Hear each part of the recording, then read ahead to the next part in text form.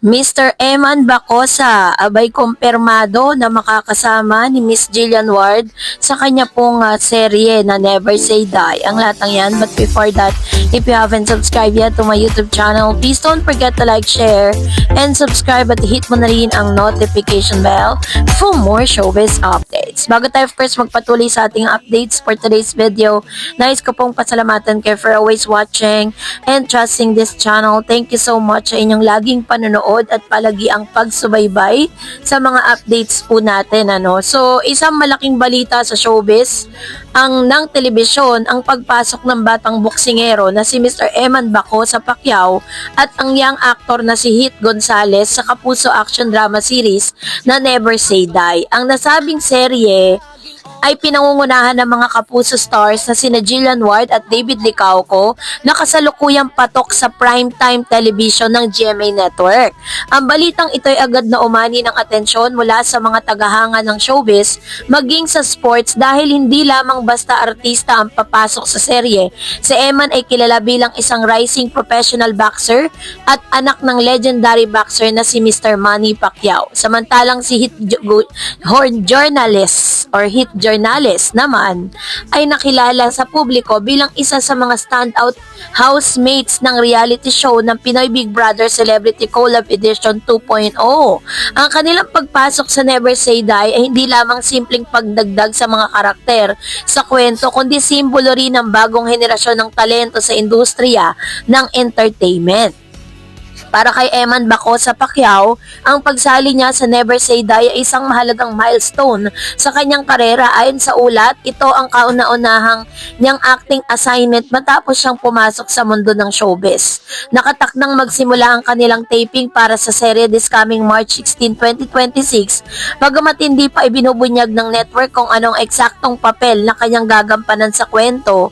Marami ang natuwa sa balitang ito dahil matagal nang ipinapakita ni Eman na bukas siya sa pagpasok sa entertainment industry. Noong 2025, official siyang naging bahagi ng Sparkle GMA Artist Center na siyang talent management arm ng GMA Network. Bagamat mas kilala siya bilang boksingero, ipinakita ni Eman na hindi siya natatakot sumubok ng bagong larangan. Para sa mga maraming tagahanga, nakakatuwang makita at sinusundan niya ang yapak ng kanyang ama, hindi lamang sa boxing kundi maging sa showbiz. Kung matatandaan, si Manny Pacquiao mismo ay sumubok din ng pag-arte noong bahagi ng 2000 kahit wala siyang acting background. Sa ganitong konteksto, parang muling inuulit ang kasaysayan ng sarili. Isang Pacquiao na atleta na unti-unting sumisilip sa mundo ng pelikula at telebisyon. Hindi lamang si Eman ang bagong mukha ng Never Say Die. Kasama rin niya sa pagpasok sa serye ang young actor na si Hit Journalist. Si Hit ay nakilala bilang second big placer ng Pinoy Big Brother Celebrity Collab Edition 2.0 kung saan ipinakita niya ang kanyang determinasyon at talento. Tinawag pa nga niyang Fighting Prince of Taguig, isang bansag na sumasalamin sa kanyang lakas at pagiging athletic.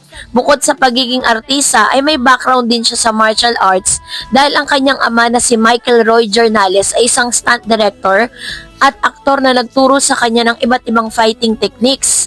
Dahil dito, marami ang naniniwala na magiging malaking asset si Hit sa action-packed scene ng serye. Hindi niya na kailangan magpanggap na marunong lumaban dahil may tunay na siyang kaalaman sa martial arts.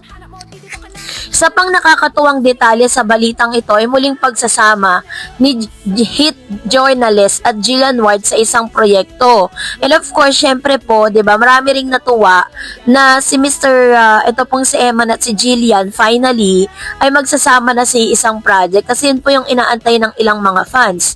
Dati na silang magkasama sa action drama series. Ito daw si Hit tsaka si Jillian na mga batang riles kung saan ginampanin nila ang papel na magkapatid. Ang naturang serye ay ipinalabas mula January hanggang June 2025 at naging paborito ng maraming manonood.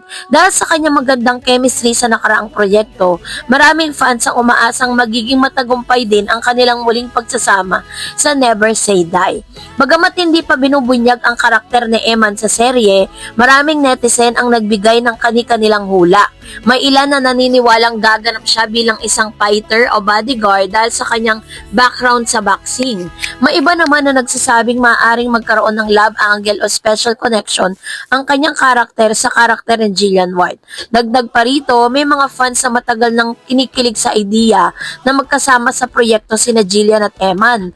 Ito ay dahil dati nang inamin ni Eman na crush niya ang kapuso actress. Mas lalo pang lumakas ang haka-haka nang personal na pumunta si Jillian sa Bohol noong Feb 28, 2026 upang suportahan ang boxing match ni Eman.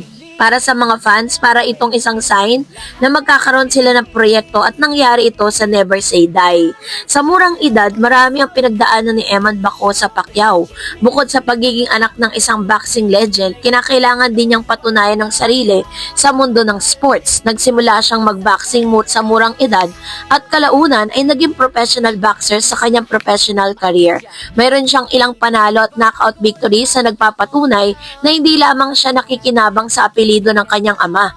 Gayunpaman, malinaw na hindi lamang boxing ang nais niyang tahakin. Sa pagpasok niya sa showbiz, ipinapakita niya na handa siyang tuklasin ang iba pang talent at opportunity.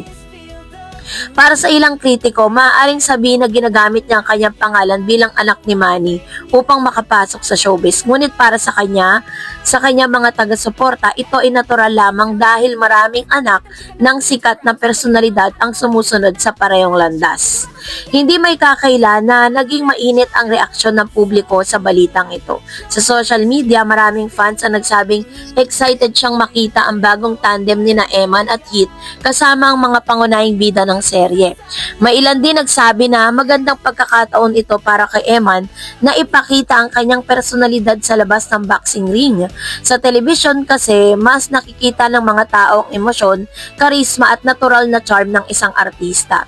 Sa kabilang banda, may mga ilang netizen na nagduda kung kakayanin ba ni Eman ang pag-arte, lalo na't wala pa siyang karanasan sa larangang ito. Ngunit kung titignan ng kasaysayan ng showbiz, maraming artistang nagsimula rin ng walang karanasan, ngunit kalaunan ay naging mahusay na performers. So, kung tatanungin ako, ang pagpasok ni Eman Bacosa sa Never Say Die ay isang matapang ngunit makatuwirang hakbang. Dahil hindi madaling mag-transition mula sa sports patungong showbiz. Magkaibang dalawang mundong ito. Sa boxing, ang sukatan ng tagumpay ay lakas, disiplina at tibay ng katawan. Sa pag-arte naman, mahalaga ang emosyon, timing at kakayahang magdala ng karakter. Ngunit kung pag-uusapan ng determinasyon, malinaw na mayroon nito si Eman. Ang pagiging atleta ay nangangailangan ng matinding training at mental strength, mga katangiang mahalaga rin sa showbiz. Bukod rito, malaking tulong din ang presensya ni Jillian White at David Licauco sa serye. Pareho silang bihasa sa pag-arte at maaaring magsilbing gabay sa mga bagong artista tulad ni na Eman at Heath. So, ang pagdagdag ng mga bagong karakter ay maaaring magbigay ng panibagong sigla sa Never Say Die. Ang mga teleserye mahalaga ay patuloy na pag-introduce ng bagong storyline at karakter upang manatiling exciting ang kwento. Sa kaso ng seryeng ito, ang pagpasok ni na Eman at Heath ay maaaring magdala ng bagong dynamics, lalo na kung may kinalaman sa action sequences or personal conflict sa kwento. Bukod dito, ang fandom ng dalawang bagong artista ay maaaring magdala ng mas maraming manonood sa serye. Kaya naman very excited din ang mga fans si Jillian at ni Mr. Eman Bacosa sa kanilang pagsasama sa Never Say Die. So, that's it for today. For more videos and updates, please don't forget to like and subscribe, and please don't forget to follow my Facebook page, The REDS TV, and The REDS channel. God bless everyone!